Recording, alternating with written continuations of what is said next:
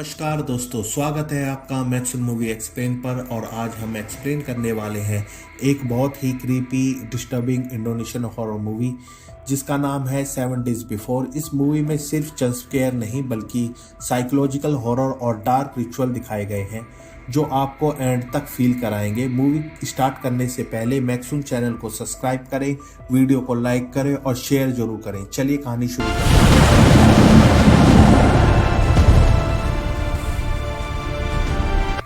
कहानी की शुरुआत में हम एक लेडी को देखते हैं जो कि अपने छोटे से बच्चे को लेकर एक गुफा में जा रही थी।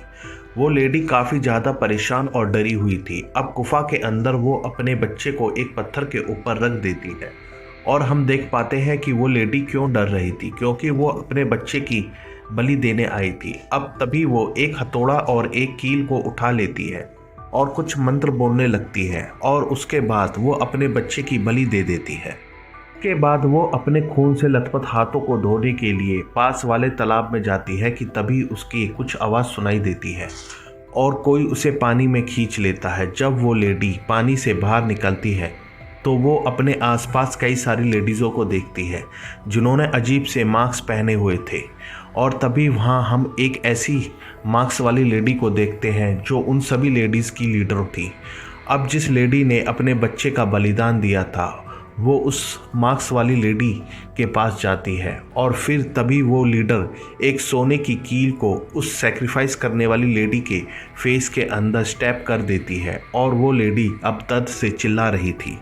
इसके बाद सीन शिफ्ट होता है 2024 में। हम सचिन और उसकी सिस्टर निधि को देखते हैं, जिसके बाद हमें निधि और सचिन की माँ रितिका को दिखाया जाता है जो एक शॉप चलाया करती थी। वो एक सिंगल मदर थी जो मेहनत करके पैसे जमा करती थी, लेकिन उसका भाई कादिर वहाँ आकर उससे पैसे मांगता था और वो उसे पैसे भी दे देती थी। कादिर जुआ खेलने का आदी था, लोगों से लोन भी ले रखा था और आज भी कादिर वहाँ पर आया हुआ था और रितिका हमेशा की तरह उसे पैसे दे रही थी। लेकिन वो बोलती है कि मैं तुम्हें आखिरी बार पैसे दे रही हूँ क्योंकि अब निधि और सचिन बड़े स्कूल में जाने वाले हैं और उसके लिए मुझे पैसों की ज़रूरत होगी। लेकिन हम यह देख पाते हैं कि कादिर वहाँ आज पैसों के लिए नहीं आया था, लेकिन फिर भी वो बेशर्मों की तरह पैसे रख लेता है। अब वह वहाँ पर आने का उसका असली कारण बताता है।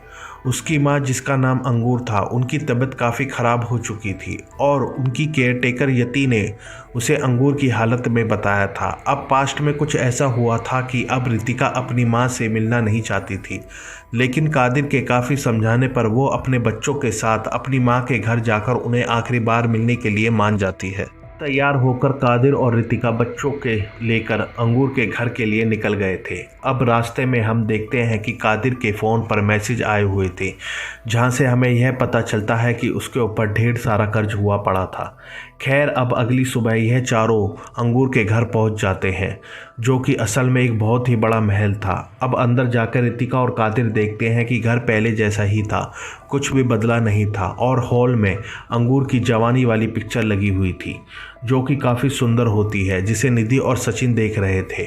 और हमें पता चलता है कि अंगूर वह लेडी है जिसको हमने मूवी की शुरुआत में अपने बच्चों का सेक्रीफाइस करते हुए देखा था। लेकिन सबसे बड़ी बात यह है कि अगर उसने अपने बच्चों का सेक्रीफाइस किया था तो ये दोनों कौन थे, रितिका और कादिर कौन है। तभी वहाँ पर यति आ जाती है। यति उसकी केयर टेकर थी। अब वो कादिर और रितिका को बताती है कि जब से अंगूर की हालत ख़राब हुई है तब से वो वहीं पर रहती है और वही उनकी देखभाल करती है। अब तभी अंगूर ऊपर से शोर करके यति को बुलाने लग जाती है और यति ऊपर जाकर अंगूर को शांत करने के लिए एक गाना प्ले करती है और अंगूर शांत भी हो जाती है।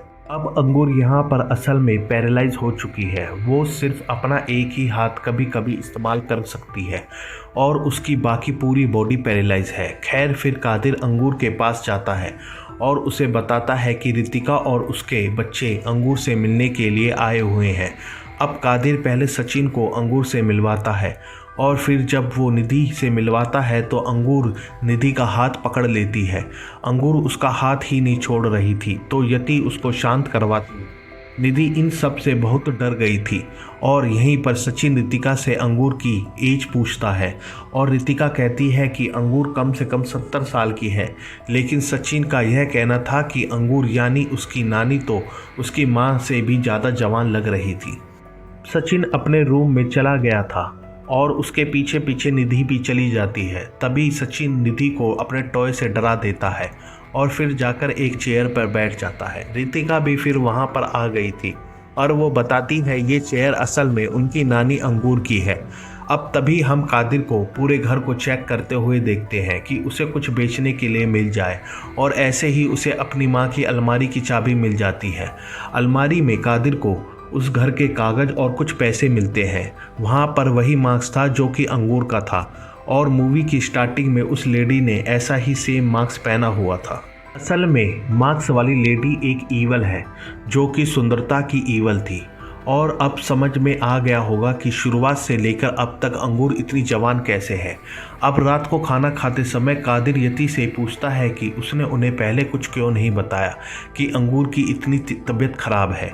तो यति बताती है कि अंगूर तो चाहती नहीं थी कि कादिर और रितिका को इस बारे में पता चले और वो घर पे आए। जब अंगूर की तबीयत ज़्यादा खराब हो गई थी तब उसने तांत्रिक हुसैन को बुलाया था क्योंकि उसे लग रहा था कि शायद अंगूर की किसी बुरी आत्मा के वश में है, लेकिन किसी को कुछ भी पता नहीं चला और ना तो हुसैन को कुछ समझ में आया ना ही डॉक्टर को कि अंगूर को क्या हुआ है। अब कादिर यति को यह कहता है कि वो हुसैन को एक बार फिर बुला ले, लेकिन रितिका यह बोलती है कि अंगूर को एक डॉक्टर की ज़रूरत है ना कि किसी तांत्रिक की, और इस घर में अब कोई भी तांत्रिक नहीं आएगा। और फिर वो यह कहकर उठकर अपनी माँ के पास चली जाती है। अब रितिका अपनी माँ के पास बैठ जाती है और रोने लगती है क्योंकि इतने सालों तक रितिका उससे दूर रही थी और अब जब वो उनके पास आई है तो अंगूर की हालत इतनी ख़राब है। ये सुनकर अंगूर की आंखों में भी आंसू आ जाते हैं और वो भी काफ़ी ज़्यादा दुखी थी।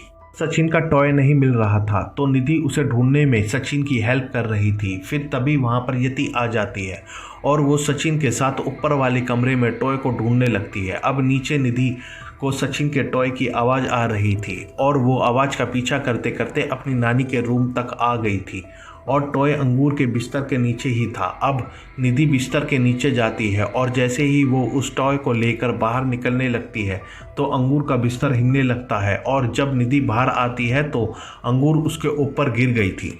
काफ़ी ज़ोर ज़ोर से चिल्लाने लगती है और उसकी आवाज़ सुनकर वहाँ पर कादिर, रितिका और यति आ जाते हैं। वो अंगूर को उठाकर बिस्तर पर लिटा देते हैं, लेकिन अंगूर अभी भी शांत नहीं हो रही थी। तो यति फिर से सॉन्ग प्ले कर देती है और उसकी आवाज़ से अंगूर अचानक से शांत हो जाती है, लेकिन वो तभी उठती है और कादिर के मुंह पर उल्टी कर देती है और फिर से बिस्तर पर गिर जाती है। अब ये सब देखकर कादिर बहुत ज़्यादा डर जाता है, इसलिए कादिर अब यति को बोलकर हुसैन को फाइनली वहाँ पर बुला लेता है।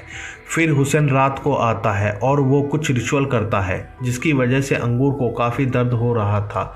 वो रिचुअल कुछ ऐसे था कि हुसैन को अंगूर की बॉडी में कुछ फील हुआ था और उसको निकालने के लिए वो यह रिचुअल कर रहा था और एक एक करके वो अंगूर के फेस में से सोने की कीलों को निकालता है और वो वही कीलें हैं जो कि शुरुआत में उस ईवल ने उसके अंदर डाली थी। और इसी दौरान अंगूर हुसैन के ऊपर हमला करने की कोशिश करती है, लेकिन फिर भी हुसैन उन कीलों को निकाल देता है। कीलों के निकालने के तुरंत बाद ही अंगूर की बॉडी अचानक से बूढ़ी हो जाती है और वो भी बहुत ही तेज़ी से अचानक से वो वहाँ पर ख़त्म भी हो जाती है। तो खाली हड्डियाँ ही हड्डियाँ बच गई थी, जिससे कि ये साबित हो जाता है कि इन्हीं कीलों की वजह से वो इतनी जवान थी और वो बलि क्यों दी गई थी ये भी हमें समझ में आ जाता है। अब यह देखकर कादिर और रितिका बहुत ही दुखी थे और दुख से ज़्यादा उनको सदमा लगा था। अब हुसैन जाने से पहले कादिर को सोने की कीलें देता है और बताता कि इन्हीं कीलों की वजह से अंगूर को नेचुरल डेथ नहीं हो पा रही थी। अब हुसैन कहता है कि अंगूर को आम तरीके से दफनाया नहीं जा सकता और उसको उसी तालाब में डुबाकर उसका अंतिम संस्कार करना पड़ेगा और इन कीलों को भी उसी के साथ बहाना होगा, तभी उसकी आत्मा को मुक्ति मिलेगी। रात को निधि और सचिन जाग रहे थे क्योंकि रितिका अभी तक उनके पास नहीं आई थी, क्योंकि रितिका अपनी माँ के लिए प्रे कर रही थी। तभी वहाँ पर यति भी आ जाती है, लेकिन रितिका ये नोटिस करती है कि यति तो सामने से आ रही है और जब वो फिर से पलट कर देखती है तो उसके बगल में यति भी नहीं थी। अब सामने वाली यति भी गायब हो चुकी थी। तभी अचानक पीछे से अंगूर फिर से उसे जाने के लिए बोलने लगती है। इससे रितिका बहुत ज़्यादा डर जाती है और फिर वहाँ पर असली यति आ जाती है। दोनों बच्चे सो रहे थे कि तभी निधि को रूम के बाहर से अंगूर की आवाज़ आती है। वो सचिन को उठाने की कोशिश करती है लेकिन सचिन नहीं उठता, तो वो जाकर दरवाज़ा खोलती है लेकिन बाहर कोई नहीं था। अब वो वापस बिस्तर पर आकर सोने लगती है कि तभी वहाँ पर रखी हुई चेयर अपने आप झूलने लगती है और इससे निधि को भी डर लग जाता है। वो उठकर देखती है कि अचानक से अंगूर उस चेयर पर आ जाती है, तो निधि डर कर चादर ओढ़ लेती है लेकिन चादर के अंदर भी अंगूर थी। तभी वहाँ पर रितिका आ जाती है। सीन अगले दिन पर आता है और आज दूसरा दिन था। अब हम देखते हैं कि निधि सचिन को ढूंढ रही होती है क्योंकि सचिन ने उसका मोबाइल ले लिया था और अब निधि से छुपने के लिए वो अंगूर के रूम में चला जाता है और उसकी अलमारी के अंदर ही छुप जाता है। तभी वहाँ पर एक मास्क पहने लेडी उसे पीछे से आकर पकड़ लेती है, जिससे सचिन बहुत डर जाता है और उसकी आवाज़ सुनकर निधि भी वहाँ पर आ जाती है लेकिन उस अलमारी के अंदर कोई नहीं था। वो अपने फ़ोन को लेकर वहाँ से चली जाती है और ये वो ही अलमारी थी जहाँ पर कादिर को वो मास्क दिखाई दिया था। निधि के जाने के बाद सचिन को वही मास्क फ्लोर के ऊपर पड़ा दिखता है। अब सीन रात की तरफ आता है और हम कादिर को घर के बाहर खड़ा देखते हैं और वो बहुत ही ज़्यादा परेशान था क्योंकि उसके ऊपर 40 लाख का कर्ज था और 14 दिन के बाद उसको ये कर्ज भी देना था। तभी उसे अंदर से किसी के गाने की आवाज़ आती है और अब जब वो अंदर जाकर देखता है तो कुछ लेडीज़ अंधेरे में अंगूरी की बॉडी के पास बैठकर किसी तरह का गाना गा रही थी। लेकिन जब कादिर लाइट को ऑन करता है तो वहाँ से सारी लेडीज़ गायब हो जाती है, यानी कि यहाँ पर बहुत ही ज़्यादा कुछ अजीब हो रहा था।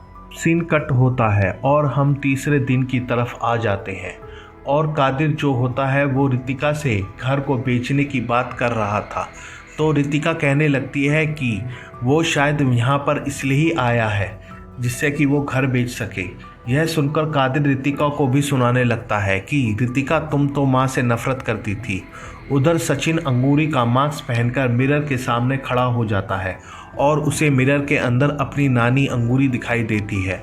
और फिर जब निधि सचिन को ढूंढते हुए आती है तो वो सचिन को अंगूरी की चेयर पर बैठे हुए देखती है और अब वो उसके पास जाती है तो सचिन ने अंगूरी का मास्क पहना हुआ था और वो निधि को डरा देता है। अब निधि उसे जाकर वो मास्क अंगूर के रूम में वापस रखने को कहती है। अब सचिन जाने से पहले यही कहता है कि ये जो मास्क पहनता है वो अंगूर को देख सकता है।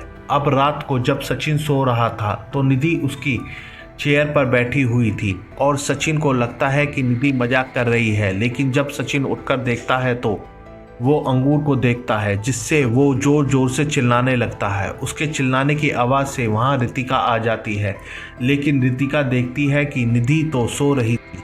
अब रितिका वहीं सोने का सोचती है। वो बेड पर अंगूर के मास्क को भी देखती है और सचिन उसको सब बता देता है। वो रितिका से भी माफ़ी मांगता है। फिर सीन चौथे दिन की तरफ आ जाता है और रितिका और यति मार्केट जाने के लिए तैयार थे, लेकिन दोनों बच्चे ही सो रहे थे। तो कादिर कहता है कि तुम दोनों जा सकते हो, मैं उन दोनों का ध्यान रखूंगा। रितिका और यति फिर शहर चले जाते हैं। उनके जाने के बाद कादिर बच्चों को अकेला छोड़कर ड्रिंक करने के लिए बाहर चला जाता है। बच्चे जब शाम को उठते हैं तो घर पर कोई नहीं होता, क्योंकि कादिर को उधर रास्ते में एक लड़की मिल जाती है जिसके साथ वो चला जाता है। अब रात हो चुकी थी और घर के अंदर कोई भी नहीं था और अंगूर की लाश अभी भी वहीं पर पड़ी हुई थी। उस घर में अब निधि को वॉशरूम जाना था, तो वो सचिन को लेकर वॉशरूम जाती है और हम अंगूर की बॉडी को उठकर बैठे हुए देख पाते हैं। अब सचिन को भी वॉशरूम जाना था और जब निधि दरवाज़ा खोलती है तो निधि के पीछे अंगूर की बॉडी खड़ी हुई थी, जिसको देखकर वो जोर जोर से चिल्लाने लगते हैं और सही समय पर वहाँ रितिका और यति वापस आ जाते हैं, लेकिन वो देखते हैं कि अंगूर की बॉडी तो अपनी जगह पर ही थी। अब अगली सुबह यानी कि 5वें दिन का सीन आता है। हम कादिर को बिना कपड़ों के देखते हैं, जो कि कब्रिस्तान में लेटा हुआ था, यानी कि उसने जो कुछ देखा था वो एक छलावा था। और अब कादिर जल्दी से जल्दी कपड़े पहनकर अपने घर आ जाता है। कादिर को देखते ही रितिका उस पर बरस जाती है, लेकिन कादिर कहता है कि वो बच्चों के लिए टॉय लाया है, वो उनको मना लेगा। वो बच्चों के पास जाता है, लेकिन बच्चे अपने मामा से नाराज थे और वो बताता है कि उन्होंने अंगूरी की बॉडी को चलते हुए देखा है। यह सुनकर तो कादिर भी डर जाता है। अब सीन रात की तरफ आता है और रितिका देखती है कि निधि बिस्तर पर नहीं है, तो वो बाहर निधि को देखने जाती है। वहाँ पर उसे कुछ लेडीज़ दिखाई देती है जिन्होंने वही मास्क पहना हुआ था और वो अंगूर की बॉडी के पास बैठी हुई थी। वो किसी तरीके से कोई मंत्र बोल रही थी। उनके बीच ही निधि भी बैठी हुई थी जिसने अंगूर का मास्क पहने हुआ था। वो लेडीज़ उठकर आती हैं और रितिका के इधर उधर घूमने लगती हैं और बोलने लगती हैं कि अपना वादा मत तोड़ो। फिर जल्दी से रितिका निधि के पास जाती है और उसका मास्क हटाते ही वो लेडीज़ गायब हो जाती हैं। अगला दिन छठा दिन होता है और सबसे पहले रितिका उस मास्क को जला देती है और फिर वो अंगूर की बॉडी को दफनाने का फैसला कर चुकी थी और कादिर के रोकने पर भी वो नहीं रुकती और रितिका अंगूर की बॉडी को कब्रिस्तान में दफना देती है, जबकि हुसैन ने साफ इनकार किया था कि अंगूर का अंतिम संस्कार पानी के अंदर ही करना होगा, नहीं तो तुम्हें दिक्कत आ जाएगी। इस बात का एहसास जल्दी ही रितिका को हो गया था, क्योंकि जब वो कादिर और बच्चों के साथ घर आती है तो घर के अंदर से बहुत सारी मक्खियाँ निकलती हैं, क्योंकि अंगूर की बॉडी वापस वहीं पर आ जाती है। अब ये सब उस घर में ज़्यादा देर नहीं रुक पाते, तो वो सभी मेड यति के घर पर जाने का फैसला करते हैं। बाकी सभी यति के घर किसी तरह सो जाते हैं, लेकिन कादिर अभी भी जगा रहता है, जिसके बाद वो सो जाता है। लेकिन जब वो आंखें खोलता है तो खुद को उसी घर के अंदर पाता है। ये देखकर वो इतना डर गया था कि तुरंत ही वहाँ से भागने लगता है, लेकिन वो ईवल वहाँ पर आ जाती है और कादिर को वहाँ से जाने नहीं देती और उसे उठाकर बाहर वाले पुल में फेंक देती है। अब अगली सुबह यानी कि 7वां दिन और आखिरी दिन था। अब रितिका, यति, बच्चे और हुसैन कादिर को पुल में देखते हैं और बहुत कोशिश करने पर भी वो उठ नहीं रहा था, तो हुसैन अपनी पावर से उसे होश में लेकर आता है। फिर वो सभी जल्दी से अंगूर की बॉडी को लेकर मूवी की शुरुआत वाली उसी गुफा में जाते हैं। फिर हुसैन बिना देरी किए उन कीलों को भी अंगूर की बॉडी के साथ रख देता है और फिर अंगूर की डेड बॉडी को उसी तालाब के अंदर डुबा दिया जाता है और फाइनली अब अंगूर का अंतिम संस्कार हो जाता है। सीन रात की तरफ आता है और रितिका को ठंड लग रही थी। वो अपने बैग में से ब्लैंकेट निकालने जाती है और उसे बैग के अंदर अंगूरी का मास्क मिल जाता है, यानी कि जिस मास्क को उसने जलाया था वो वापस आ चुका था। इस बार वो उसे जलाती नहीं बल्कि पहनकर मिरर के सामने जाती है और उसे मिरर के अंदर अंगूरी यानी कि उसकी माँ दिखाई देती है। अंगूरी अब उसको अपनी पूरी कहानी बताती है कि पास्ट में आखिर हुआ क्या था। वो बताती है कि उसका हस्बैंड बहुत गरीब था, इसलिए भूखे रहने की वजह से अंगूरी अपने बच्चे को दूध नहीं पिला पा रही थी, क्योंकि दूध बन नहीं रहा था और इसलिए वो अपने बच्चे को लेकर उस गुफा में जाती है और वहाँ पर अपने बच्चे की बलि देती है, जिसके बदले में ईवल अंगूरी को 4 सोने की कीलें देता है। जिसके बाद अंगूरी एक ट्रेडिशनल डांसर बन जाती है और उसकी सुंदरता से लोग आकर्षित होकर उसके पास आने लगते हैं और ऐसे ही उसने ये घर खरीद लिया था, लेकिन इसके लिए उसने अपने बच्चे का बलि दे दी थी। अब अंगूर ने सब कुछ हासिल तो कर लिया था, लेकिन किस कीमत पर। उस जवानी और सुंदरता वाला वरदान एक ही कंडीशन के चलते था कि अंगूर को अपने आने वाली जनरेशन में जो भी पहला बच्चा होगा यानी कि लड़का, उसका सेक्रीफाइस करना पड़ेगा और एक लड़की को ऐसी ही सेम ब्यूटी का वरदान आगे पास होता रहेगा। यानी कि रितिका और कादिर के केस में कादिर का सेक्रीफाइस होगा और रितिका को वो वरदान मिल जाता और इसलिए अंगूर ने अपने बच्चों को बचपन से ही अलग कर दिया था। इसी के बाद अंगूर की आत्मा रितिका से माफ़ी मांगती है और वो उसे माँ का प्यार नहीं देने पर उससे बहुत ज़्यादा दुखी थी। उसकी बॉडी जो थी वो बार बार यही कोशिश कर रही थी कि वे सब लोग वहाँ से चले जाएं, इसलिए वो उन सब को डरा रही थी। वो ये भी कहती है कि उसने ये सब सिर्फ रितिका और कादिर को बचाने के लिए ही नहीं बल्कि अपनी आने वाली जनरेशन यानी कि निधि और सचिन को बचाने के लिए भी किया था और अब रितिका को ये सब ख़त्म करना होगा और इसके लिए रितिका को वो कील वापस लौटानी होगी जहाँ से वो आई हैं और उस मास्क को भी तोड़ना होगा। अब अंगूर उसको एक मंत्र भी बताती है जिसे बोलने के बाद रितिका अगर वो मास्क डिस्ट्रॉय करेगी तो ये सब खत्म हो जाएगा। भी अंगूर बता ही रही थी कि पीछे से वो ईवल अंगूर को अपने साथ ले जाती है। अब रितिका समझ जाती है कि कादिर ने वो कीलें वापस नहीं की थी। वो उसके पास जाकर उससे वो कीलें मांगती है और कादिर रितिका को वो कीलें दे भी देता है, लेकिन अब बहुत देर हो चुकी थी क्योंकि वो ईवल निधि और सचिन को सीलिंग के साथ चिपका देता है और उनके चिल्लाने की आवाज़ सुनकर कादिर और रितिका वहां आते हैं, लेकिन वो ईवल निधि और सचिन को खींचकर अपने साथ लेकर जाने के लगता है। रितिका काफ़ी कोशिश करती है लेकिन वो ईवल सचिन को अपने साथ ही ले जाता है, यानी कि लड़के का तो आज सेक्रीफाइस होकर ही रहेगा। अब चाहे यह सेक्रीफाइस सचिन का हो या फिर कादिर का, तो अब उनके पास बस एक ही रास्ता था कि उस तालाब में जाकर वो कीलों को लौटा दे। और वो दोनों ज़्यादा से ज़्यादा देरी ना करते हुए जल्दी से उस गुफा की तरफ जाते हैं। तालाब के पास जाते ही रितिका उन कीलों को उस तालाब में फेंक देती है और साथ ही वो मंत्र भी बोल रही थी जो उसकी माँ ने बताया था। कील पानी में फेंकने के बाद भी जब सचिन वापस नहीं आता तो रितिका चीख कर कहती है कि मैंने तुम्हारी चीज़ें वापस कर दी हैं, अब सचिन को लौटा दो। तालाब में से एक आवाज़ आती है, हम वही ले रहे हैं जिसका हमसे वादा किया गया था। ये सुनते ही कादिर रोने लगता है और कहता है कि सचिन को छोड़ दो, इसके बदले तुम मेरी जान ले लो।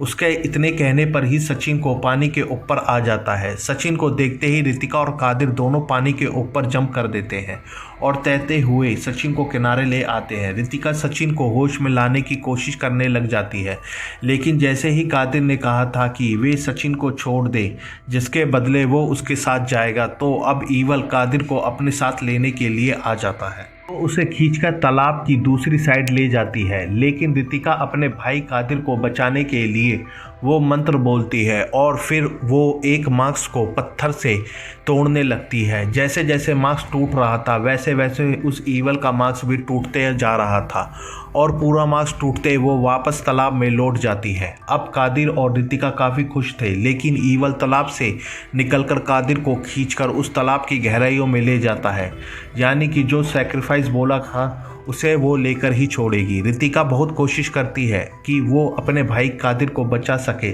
लेकिन वो ईवल धीरे धीरे कादिर के साथ पानी की गहराइयों में गायब हो जाता है। अगले दिन दिखाया जाता है कि रितिका केयरटेकर और अपने बच्चों के साथ इस घर को लॉक करके यहाँ से चली गई थी। मूवी के पोस्ट क्रेडिट सीन में हमें 100 दिन के बाद इस सुनसान घर को दिखाया जाता है, जहाँ पर अब रितिका की मॉम की वो पेंटिंग नहीं थी जो उन्होंने आते ही इस घर में देखी थी। रितिका की मॉम के रूम में हम एक लेडी को डांस करते हुए देखते हैं और बस इस मिस्ट्री के साथ यह कहानी यहीं ख़त्म हो जाती। अगर आपको ये मूवी एक्सप्लेन वीडियो पसंद आया हो तो प्लीज़ वीडियो को लाइक करें, मैक्सुन चैनल को सब्सक्राइब करें और अपने दोस्तों के साथ वीडियो शेयर करें और कमेंट में बताएं आपको ये वीडियो कैसी लगी। दोबारा मिलते हैं एक और नई हॉरर मूवी स्टोरी के साथ, तब तक के लिए good bye, bye bye, Bharat माता की जय।